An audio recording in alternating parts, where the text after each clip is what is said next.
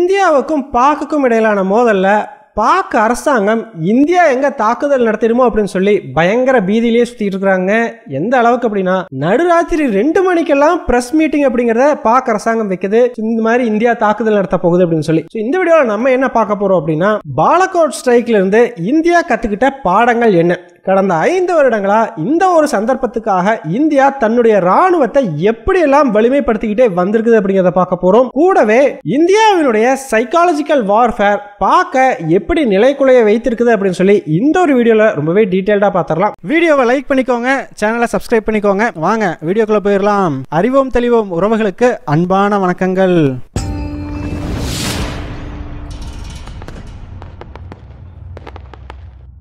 முதல் விஷயமா, இந்தியாவினுடைய தற்போதைய நேஷனல் செக்யூரிட்டி அட்வைசரா இருக்கக்கூடிய அஜித் தோவால் அவர்கள் கடந்த சில வருடங்களுக்கு முன்னாடி ஒரு கான்ஃபரன்ஸ்ல பேசும் பொழுது இந்தியாவுக்கு எதிராக ஏதாவது ஒரு நாடு தாக்குதல் நடந்துச்சுன்னா அதுக்கு இந்தியா எப்படி ஒரு பதிலடியை கொடுக்கணும் அப்படின்றத பத்தி ஒரு சிம்பிளான லைன் ஒன்று சொல்லியிருந்தாருங்க. ஸோ அது என்ன அப்படின்னு பார்த்தீங்கன்னா, India should not punch above its weight, not punch below its weight. India should increase its weight and punch proportionately அப்படிங்கிற மாதிரி வந்து ஒரு லைனை சொல்லியிருந்தாரு. ஸோ இதற்கு அர்த்தம் என்ன அப்படின்னு பார்த்தீங்கன்னா, ஒரு நாடு தன்னுடைய வலிமை என்ன அப்படிங்கிறது தெரியாம ஒரு சண்டையில இறங்கவே கூடாது. இந்த உலகத்தில் இருக்கக்கூடிய பல நாடுகளும் அவர்களுடைய வலிமை என்ன அப்படிங்கிறத நல்லா தெரிஞ்சுக்கிட்டு ஸோ அவர்களுடைய வலிமையை விட அதிக வலிமையை வெளிப்படுத்தணும் அப்படிங்கிறத தான் நினைப்பாங்க. ஸோ அவங்க கெப்பாசிட்டி வந்து கம்மியாக தான் இருக்கும், ஆனால் அதற்கும் மீறி ஒரு வலிமையை வெளிப்படுத்தணும் அப்படிங்கிறதான் பல நாடுகளுடைய எண்ணமாக இருக்கும். ஸோ ஈவன் இஸ்ரேல் எடுத்துக்கோங்க, இஸ்ரேலினுடைய பிரதமர் பார்த்தீங்கன்னா அடிக்கடி இந்த வார்த்தையை சொல்லுவார், Israel is punching above its weight அப்படின்னு சொல்லி. இப்போ ஆப்வியஸாக இஸ்ரேல் பார்த்தீங்கன்னா ஒரு குட்டி நாடு தான், ஆனால் அந்த நாடு தன்னுடைய வலிமையை காட்டிலும் ரொம்ப அதிக வலிமையோட வந்து எதிரிகளை எதிர்கொள்ளுது இல்லையா. ஸோ அதற்கு முக்கிய காரணம் அவர்களுடைய உளவுத்துறையான மொசாட் அப்படிங்கிறது இந்த உலகத்திலேயே ஒரு வலிமை வாய்ந்த அமைப்பாக வந்திருக்குது. அதனால இஸ்ரேல்னால அவங்களோட கெப்பாசிட்டியும் மீறி ஒரு அடி அப்படிங்கிறத எதிரிகளுக்கு கொடுக்க முடியுது. ஸோ இதே தாங்க இந்த உலகத்தில் இருக்கக்கூடிய பல நாடுகளுமே எக்ஸ்பெக்ட் பண்ணுவாங்க. அவங்களுடைய வலிமை கம்மியாக இருக்கும், ஆனால் அவங்க கொடுக்கக்கூடிய பதிலடி அப்படிங்கிறது பெரிய அளவுக்கு வந்து இருக்கணும் அப்படின்னு சொல்லி. ஆனா அஜித் தோவால் வந்து இந்த ஒரு விஷயத்துல இருந்து வேறுபடுறாரு. சோ அவர் என்ன சொல்றாரு அப்படின்னு பாத்தீங்கன்னா, இந்தியா காலம் காலமா ரொம்ப பவர்ஃபுல்லான ஒரு கண்ட்ரியா இருந்தாலும் கூட தன்னுடைய வலிமையை விட கம்மியான வலிமையை தான் வெளிப்படுத்தி இருக்குது. ஸோ இந்தியா தன்னுடைய முழுமையான வலிமை அப்படிங்கிறத இதுவரைக்கும் வெளிப்படுத்தினதே கிடையாது. ஸோ இந்திய அரசாங்கம் இந்த மாதிரி நம்மளுடைய வலிமையை விட கம்மியான வலிமையை வெளிப்படுத்துறதும் தவறு, அதே சமயம் அதிகமான வலிமையை வெளிப்படுத்தணும் நினைக்கிறதும் தவறு. ஸோ இந்திய அரசாங்கம் வருடங்கள் நகர நகர தன்னுடைய வலிமையை அதிகப்படுத்திக்கிட்டே வரணும். ஸோ ஆட்டோமேட்டிக்கா வலிமையை அதிகரிக்கும் பொழுது அதை வெளிப்படுத்தக்கூடிய திறனும் நம்ம கிட்ட அதிகரிக்கும் அப்படிங்கிறது அஜித் தோவாலினுடைய கருத்து. ஸோ சிம்பிளா சொல்லணும் அப்படின்னா, கடந்த காலங்களில் நமக்கு கிடைச்ச எக்ஸ்பீரியன்ஸ்ல இருந்து நம்ம பாடங்களை கத்துக்கணும். ஸோ எந்தெந்த இடத்துல எல்லாம் நமக்கு வீக்னஸ் இருக்குது அப்படிங்கிறத தெளிவா தெரிஞ்சுக்கிட்டு அந்த இடத்துல எல்லாம் வேக வேகமா டெவலப் பண்ண ஆரம்பிக்கணும். அந்த ஏரியாவில் வலிமையை கூட்டணும். ஸோ இதன் மூலமா ஆட்டோமேட்டிக்கா அடுத்த முறை ஒரு சண்டை அப்படின்னு வரும்பொழுது இந்தியாவினுடைய வீக்னஸ் அப்படிங்கிறதெல்லாம் பெரிய அளவுக்கு குறைஞ்சிருக்கும், நம்மளுக்கு அந்த வலிமை அப்படிங்கிறது ரொம்ப ஜாஸ்தியா இருக்கும். ஸோ நம்ம அடிக்கக்கூடிய அடியும் மரண அடியா இருக்கும். ஸோ இதை அஜித் தோவால் சும்மா வாயில மட்டும் சொல்லலைங்க, இந்தியாவோட டிஃபென்ஸ்ல இது ஒரு பார்ட்டாவே அவர் வந்து மாத்தி இருந்திருக்கிறாரு.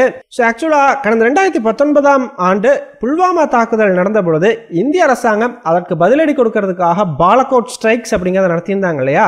அதற்கு அடுத்த நாளே பார்த்தீங்கன்னா பாக் அரசாங்கம் இந்தியாவுக்கு பதிலடி கொடுக்கணும் அப்படின்னு சொல்லிட்டு அவர்களுடைய போர் விமானங்கள் எடுத்துக்கிட்டு இந்திய எல்லை பகுதிக்குள்ள நுழைஞ்சாங்க. ஸோ இந்தியாவினுடைய மிலிட்டரி பேசஸ் மேல தாக்குதல் நடத்துறது தான் அவர்களுடைய நோக்கமா இருந்தது. ஆனா இதை பார்த்து முன்னாடியே சுதாரிச்ச இந்திய அரசாங்கம் உடனடியா மிக் ரக போர் விமானங்களையும் சுகோய் ரக போர் விமானங்களையும் களத்தில் இறக்குறாங்க பாக்கினுடைய இந்த போர் விமானங்களுக்கு எதிராக. கூடவே இந்தியாவினுடைய ஹெலிகாப்டர் ஒன்றும் வந்து அனுப்பப்படுது. ஸோ இந்த சண்டையில பார்த்தீங்கன்னா இந்தியாவினுடைய போர் விமானம் ஒன்று சுட்டு வீழ்த்தப்பட்டுச்சு, பாக்கினுடைய போர் விமானமான F-16 ஒன்றும் சுட்டு வீழ்த்தப்பட்டுச்சு அப்படின்னு சொல்லி இந்திய தரப்புல சொல்லப்படுது. ஸோ இந்த சம்பவம் நடந்தப்பதாங்க இந்தியாவினுடைய போர் விமானத்திலிருந்து தப்பிச்ச அபிநந்தன் வர்தமானன் அப்படிங்கிறவர் பாகிஸ்தான் அரசாங்கம் கைது செஞ்சு அப்புறம் அவர் விடுதலை செஞ்சதுனால பாலகோட் ஸ்ட்ரைக்ஸ் நடந்த அப்போ இருந்த அந்த டென்ஷன்ஸ் அப்படிங்கிறதெல்லாம் பெரிய அளவுக்கு குறைஞ்சிருந்தது. ஸோ இந்த தாக்குதலில் இந்தியா வெறும் ஒரு போர் விமானத்தை மட்டும் இழக்கலைங்க, ஃப்ரெண்ட்லி ஃபயர்னால இன்னொரு ஹெலிகாப்டர் வந்துச்சு இல்லையா, அந்த ஹெலிகாப்டரும் விபத்துக்குள்ளாச்சு, அதிலிருந்து யாருமே உயிர் பிழைக்கல. ஸோ இந்த சம்பவத்துக்கு முக்கிய காரணம் இந்தியாவினுடைய ஜெட் விமானங்கள் பெரிய அளவுக்கு அப்கிரேட் பண்ணப்படாமல் இருந்துச்சு. ஸோ அதே சமயம் பாகிஸ்தான் கிட்ட பார்த்தீங்கன்னா அமெரிக்காவினுடைய F-16 சொல்லக்கூடிய ஈவன் ரஷ்யா உக்ரைன் போரில் கூட இந்த F-16க்கு எவ்வளோ பெரிய பேரும் புகழும் இருக்குது அப்படிங்கிறது நமக்கு நல்லாவே தெரியும். அந்த ரக போர் விமானங்களை பாக் பயன்படுத்துச்சு. அதுக்கு இந்தியா கிட்ட இருந்த போர் விமானங்கள் அப்படிங்கிறது ஈக்குவலான ஒரு போர் விமானங்களாக கருத முடியாது. அட்லீஸ்ட் இந்தியா இதை அப்கிரேட் ஆச்சும் பண்ணியிருந்திருக்கணும். இதுதான் இந்த சம்பவத்துக்கு முக்கிய காரணமாக அமைஞ்சது அப்படிங்கிற மாதிரி சொல்லப்பட்டது. ஸோ இதனால தாங்க இந்த சம்பவத்திலிருந்து பாடம் கற்றுக்கிட்ட இந்தியா உடனடியாக ஓகே நமக்கு இந்த இடத்துல ஒரு வீக்னஸ் இருக்குது, அதை சரி பண்ணணும் அப்படின்னு சொல்லிட்டு அந்த வருடமே பிரான்ஸ் கிட்ட ரஃபேல் போர் விமானங்களுக்கான ஒப்பந்தத்தை முடிக்கிறாங்க. இப்போ இந்தியா கிட்ட பார்த்தீங்கன்னா அட்வான்ஸ்டு ரஃபேல் ஃபைட்டர் ஜெட்ஸ் அப்படிங்கிறது இருக்குது. அது மட்டும் இல்லைங்க, ரஷ்யா கிட்ட இருந்து S-400 டிஃபென்ஸ் சிஸ்டமும் பார்த்தீங்கன்னா 2021ஆம் ஆண்டுலேருந்து கொஞ்சம் கொஞ்சமாக அவங்களும் டெலிவரி பண்ண ஆரம்பிச்சிட்டாங்க. ஸோ இப்போ இந்த S-400 சிஸ்டம் அப்படிங்கிறத இந்தியா டிப்ளாய் பண்ணவும் ஆரம்பிச்சிருச்சு. அது மட்டும் இல்லைங்க, கடந்த 5 வருடத்துக்குள்ள பார்த்தீங்கன்னா ஏர்கிராஃப்ட் கேரியர்ஸ், ட்ரோன்ஸ் அப்படின்னு சொல்லி இந்தியா தன்னுடைய வலிமையை பெரிய அளவுக்கு பெருக்கி இருக்குதுங்க. ஸோ அஜித் தோவாலினுடைய கூற்றுப்படி இந்தியா தன்னுடைய வெயிட்டுக்கு மேலே போயிட்டு அடிக்கக்கூடாது, தன்னோட வெயிட்டை இன்க்ரீஸ் பண்ணணும். ஸோ அதை தாங்க கடந்த ஒரு 5 வருடமாகவே இந்திய அரசாங்கம் பண்ணி இருந்திருக்குது. ட்ரோன்ஸ் ஆகட்டும், ஃபைட்டர் ஜெட்ஸ் ஆகட்டும், இல்ல ஷிப்ஸ் ஆகட்டும், ஏர்கிராஃப்ட் கேரியர் ஆகட்டும், எல்லா விஷயத்திலையுமே இந்தியா பயங்கரமா செலவு பண்ணி பயங்கரமா அப்கிரேட் பண்ணி வந்து வச்சிருக்காங்க. அது மட்டும் இல்லைங்க, இந்த லாஜிஸ்டிக்ஸ் ரூட் அப்படிங்கிறது எல்லாத்தையுமே சூப்பராகவே டெவலப் பண்ணியிருக்காங்க. ஸோ ஒரு இடத்துக்கு இப்போ இந்தியன் மிலிட்டரி கான்வாய் ரீச் ஆகணும் அப்படின்னா முதல்ல இருந்ததை விட இப்போ ஃபாஸ்டா அந்த பார்டர் ஏரியாஸ்க்கு ரீச் ஆக முடியும் அப்படிங்கிற ஒரு சூழ்நிலை உருவாக்கப்பட்டிருக்குது. ஸோ இந்த நேவியை எடுத்துக்கிட்டோம்னா சொல்லவே தேவையில்லை. பாகிஸ்தானினுடைய நேவி அப்படிங்கிறது எப்பயுமே இந்தியாவை கம்பேர் பண்ணும்போது வீக் தாங்க. அதுலயும் இன்னைக்கு இருக்கக்கூடிய இந்தியாவினுடைய நேவி அப்படிங்கிறத கம்பேர் பண்ணும்போது பாகிஸ்தான் நேவி ஒரு கோஸ்ட் கார்டு மாதிரி தான் நமக்கு தெரியும். ஸோ எந்த அளவுக்கு அப்படின்னு பார்த்தீங்கன்னா பாக்கினுடைய நேவியை வந்து கிரீன் வாட்டர் நேவி அப்படின்னு சொல்லுவாங்க. அதாவது அவங்களோட கோஸ்ட் லைனை மட்டும்தான் அவங்களால பாதுகாக்க முடியும்.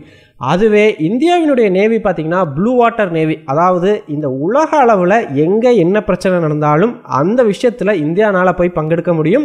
இந்தியன் நேவி பல நாடுகளுக்கும் போயிட்டு அவங்களுடைய ஆப்ரேஷன்ஸை சக்ஸஸ்ஃபுல்லாக கண்டக்ட் பண்ண முடியும். ஸோ இந்த கெப்பாசிட்டி பாக்கிட்ட கண்டிப்பாகவே இல்லை. ஸோ கடந்த 1971 பார்த்தீங்கன்னா இந்தியாவினுடைய வெற்றிக்கு மிக முக்கியமான காரணமாக இருந்ததில் ஒன்று இந்தியாவினுடைய நேவி தாங்க. ஆபரேஷன் ட்ரைடன்ட் அப்படிங்கிற பேர்ல பாக்கினுடைய கராச்சி போர்ட்ல நிறுத்தி வைக்கப்பட்டிருந்த பாக்கோட நேவி ஷிப்ஸை பூராமே இந்தியா அப்படியே கடலுக்குள்ள முழுகடிச்சிருந்தது. இது ஒரு மிகப்பெரிய விக்டரியா இந்தியாவுக்கு அந்த சமயத்துல வந்து இருந்ததுங்க. இப்பயுமே இப்ப பிரச்சனை வந்ததையும் இந்திய அரசாங்கம் வேக வேகமா அரேபியன் சீல தன்னுடைய ஏர்கிராஃப்ட் கேரியரையும் நேவி ஷிப்ஸ் ஃப்ரிகேட்ஸ் எல்லாம் நிலைநிறுத்தினதுக்கு காரணமே பாக்குக்கு அந்த பழைய நினைவுகளை மறுபடியும் கொடுக்கறதுக்காக தாங்க. அன்னைக்கு என்ன நடந்துச்சுன்னு தெரியும்ல, ஆபரேஷன் ட்ரைடன்ட் பேர்ல கராச்சி போர்ட்டையே நாங்க காலி பண்ணோம். இன்னைக்கு அதே விஷயத்தை எங்களால பண்ண முடியும். அன்னைக்கு இருந்ததை விட இன்னைக்கு இந்தியாவினுடைய வலிமை அப்படிங்கிறது ஜாஸ்தி.